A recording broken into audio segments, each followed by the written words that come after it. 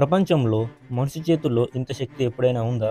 ఇప్పుడైతే ఒక టచ్‌తో ప్రపంచం మన గుండెలోకి దూకుతుంది. అదే 5G ప్రపంచం. Unlimited 5G.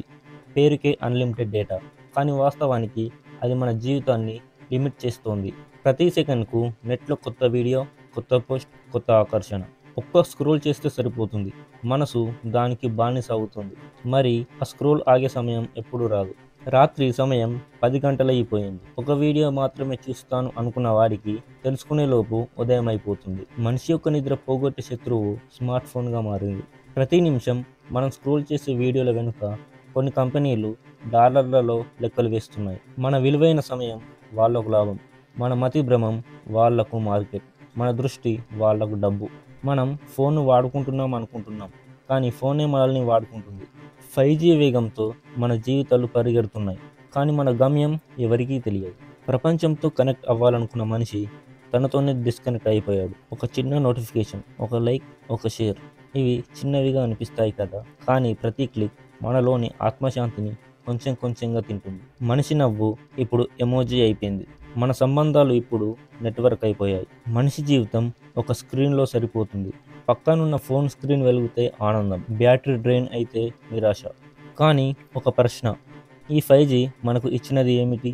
వేగమా, లేక వేగంగా నాశనమా? ఒకప్పుడు మనం ఇంటర్నెట్లో ఏదైనా వెతుక్కోవచ్చు అనుకునేవాళ్ళం. ఇప్పుడు ఇంటర్నెట్టే మనల్ని వెతుకుతుంది. ఇదంతా ఒక గేమ్. మనకు 5G అన్లిమిటెడ్ డేటా ఇచ్చి మన సమయాన్ని దోచుకొని వాళ్ళు కోట్లలో సంపాదిస్తున్నారు. కానీ దీనివల్ల మనకి నష్టం. మనం చేయాలనుకుంటున్న ప్రతి పనిని పోస్ట్‌పోన్ చేసుకుంటున్నాం. ఎందుకంటే మన ఫోనే మన మైండ్‌ని డైవర్ట్ చేస్తుంది. ఇప్పుడు ఈ వీడియో చూస్తున్న మీకు ఒకప్పుడు నేను జీవితంలో ఇలా చేయాలనుకున్నా అని అనిపించే ఉంటుంది.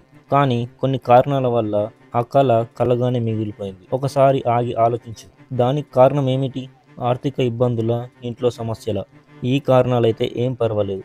కానీ ఫోనే కారణమైతే మాత్రం మీరు చేసేది పెద్ద మిస్టేక్. ఎందుకంటే ఇప్పుడు గొప్ప పొజిషన్‌లో ఉన్నవారు వారి దగ్గర ఉన్న వస్తువులను వారికి ప్రయోజనకరంగానే వాడేవారు. వాళ్ళ టైం వేస్ట్ చేసేది ఏదైనా సరే దాన్ని పక్కన పెట్టేవారు. ఒక్కసారి ఫోన్ ఆపండి, బయట చూడండి. గాలిలో ఇంకా నిజమైన ప్రపంచం ఉంది. మన సమయాన్ని మనమే రక్షించుకోవాలి. నీకున్న అంబిషన్ ఏంటి? దాని గురించి నువ్వు ఎన్నిసార్లు కష్టపడ్డావు? ఏదైనా సాధించాలంటే దాని గురించి కష్టపడాలి.